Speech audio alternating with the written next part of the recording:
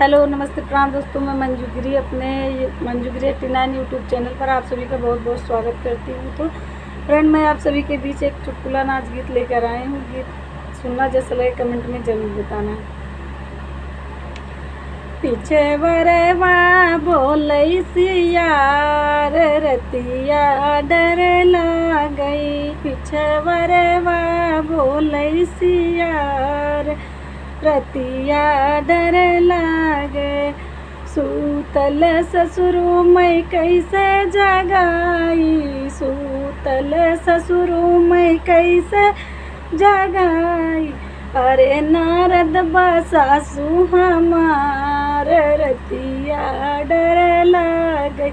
अरे नारद सासु हमार रतिया डर लागे।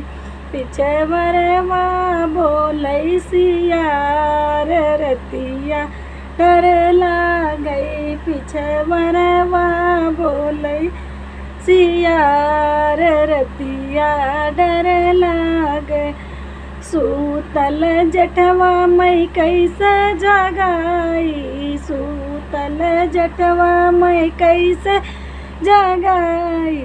अरे अलगे बाजटनी हमार रतिया डर लागे।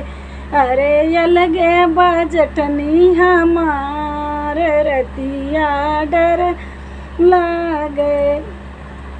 पीछे बरवा बोलई सियार रतिया डर लागई। पीछे बरवा बोलई सियार रतिया डर लागे। सूतल देवरा मैं कैसे जगाई। सूतल देवरा मैं कैसे जगाई। घर फोड़न बानन दी हमार रतिया डर लागई। घर फोड़नी बानन दी हमार रतिया डर लागे। अरे पीछे बरवा बोलई सियार रतिया डर लागे। पीछे बरवा बोलई सियार रतिया डर लागे।